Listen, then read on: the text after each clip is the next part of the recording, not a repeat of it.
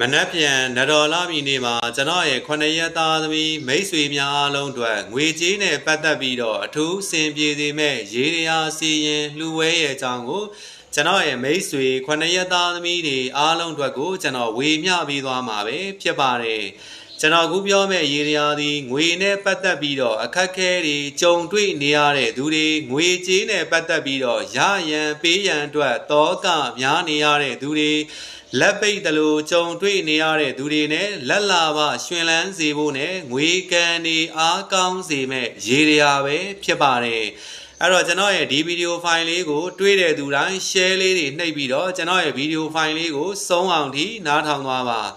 အဲ့တော့ကျွန်တော်တို့မနက်ဖြန်နတော်လာပြီနေ့အဲ့တော့လာပြီနေ့ကတော့ကျွန်တော်အထွေထူးတွေမပြောတော့ဘူးလာပြီနေ့ဆိုတာကတော့ကျွန်တော်တို့ပြီးွားတဲ့နေ့ဖြစ်တဲ့အတွက်ကိုလှုပ်တဲ့လှုပ်ဆောင်တဲ့ကိစ္စတွေ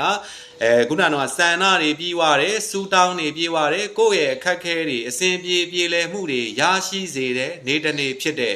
အဲ့တော့ကျွန်တော်တို့နတော်လာပြီနေ့ကကြာသာပရိနေ့ကြတယ်အဲ့တော့ကြာသာပရိနေ့ကိုเนาะဆောင်ရွက်မယ်အဲ့တော့ကျွန်တော်ရေတရားနဲ့ပတ်သက်လို့ရှင်နှစ်ပိုင်းပေါ့เนาะဒါကျွန်တော်ပြောပြမှာဖြစ်ပါတယ်အဲ့တော့ကျွန်တော်တို့ညာပိုင်းမှာเนาะလှုပ်ဆောင်မှုအတွက်ကိုကျွန်တော်စတင်ပြီးတော့ပြောပြပေးမယ်အဲ့တော့ဘာပစ္စည်းလေးတွေလိုလဲဆိုရင်ညာပိုင်းအတွက်ဆိုလို့ရှိရင်ဒီလိုဖန်ကွက်ထဲမှာစားထည့်ထားတဲ့စားတဖန်ကွက်လိုမယ်အဲ့တော့အပြည့်ထည့်လဲရတယ်တဝက်ထည့်လဲရတယ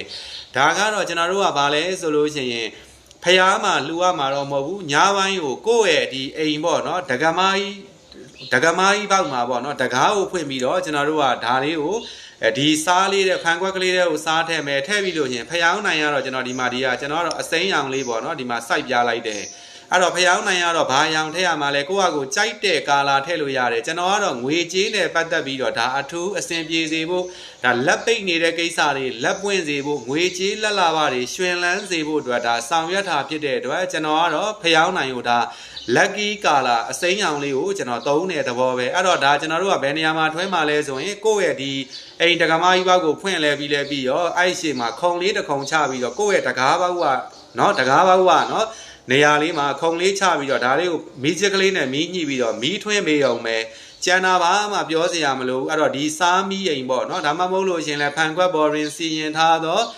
့ဒီခုနကတော့စားမီးအိမ်စားရည်ရလင်းတိုင်းစီရင်ဆောင်ရွက်ပြီးဒီချိန်မှစပြီးတော့နော်ကျွန်ုပ်မှာကြုံတွေ့နေရတဲ့ငွေကြေးနဲ့ပတ်သက်တဲ့အခက်အခဲတွေပြေလည်မှုရရှိပါစေပြီးသွားရင်လက်ပိတ်နေတဲ့ကိစ္စတွေလက်လာပါတွေပွင့်လန်းပါစေငွေကြေးကံတွေအားကောင်းပါစေဒါလေးပဲပြောပေးရမယ်ကြံတာပြောစရာမလိုဘူးအဲ့တော့ဒီဟာကိုခုနကဖျောင်းနိုင်မင်းငိမ့်သွားလို့ရှင်စွန့်ပစ်မယ်ဒီစားတွေကိုလည်းဘာလုပ်မလဲဆိုလို့ရှိရင်မိမိအစဉ်ပြေတဲ့နေရာကိုစွန့်ပစ်မယ်အဲ့တော့ဒီနေရာမှာတခုပြောစရာရှိတာကကျွန်တော်တို့မှာကျမတို့မှာဖန်ခွက်မရှိလို့ပါဖန်ခွက်မရှိရင်လည်းရှိတဲ့ခွက်ကိုသုံးတကယ်လို့ကျွန်တော်ကတော့ဖန်ခွက်ကိုပဲသုံးစေခြင်းတယ်အဲ့တော့ဟုတ်ပြီ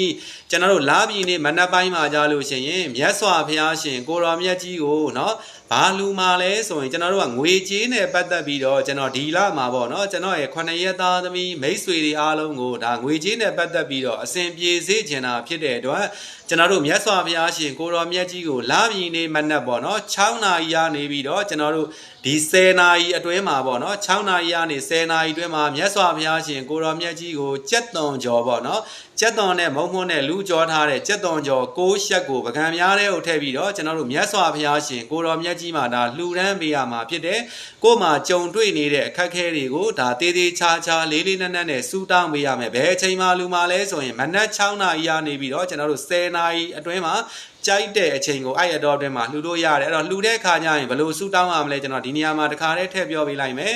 မြတ်စွာဘုရားရှင်ကိုရောမြတ်ကြီးအားနော်ပြည်ဝါသောနတော်လာပြီနေ့တွင်ဖရာတပည့်တော်မတို့သည်ကြက်သွန်ကျော်ရေတရားစွန်းအလူများဖြင့်လှူဒန်းပါ၏ဖရ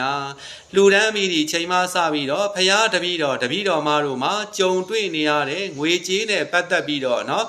ခုနကတော့ခက်ခဲနေတဲ့ကိစ္စတွေအဆင်ပြေပါစေအကျွေးတင်နေတဲ့ကိစ္စတွေအကျွေးကြေပါစေလက်ပိတ်နေတဲ့ကိစ္စတွေလည်းလက်လာပါတွေပွင့်လန်းပါစေငွေကြေးလက်လာပါတွေလည်းပေါ်များစွာဝင်ပါစေဆိုပြီးတော့တေချာလေးစူတောင်းပြီးတော့လှူဒန်းပေးရမယ်လှူပြီးလို့ရှိရင်တော့နိုင်ဝက်တနာကြီးပြင်ကိုယ့်အကိုပြန်ပြီးတော့စွန့်စားလို့ရတယ်အဲ့တော့ကျွန်တော်ခုနကတော့ဒီဖန်ကွက်ထွင်းရမယ့်အချိန်ကညပိုင်းကိုကြိုက်တဲ့အချိန်ထွင်းလို့ရပါတယ်နေမှောင်ပြီဆိုတဲ့အချိန်ကနေစပြီးတော့ထွင်းလို့ရပါတယ်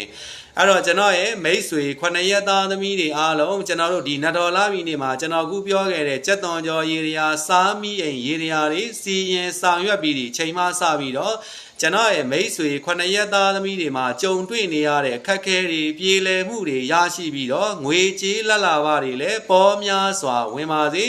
ကျွန်တော်ရဲ့မိတ်ဆွေ9ရက်သားသမီးတွေအားလုံးရပြီးတော့ရှိ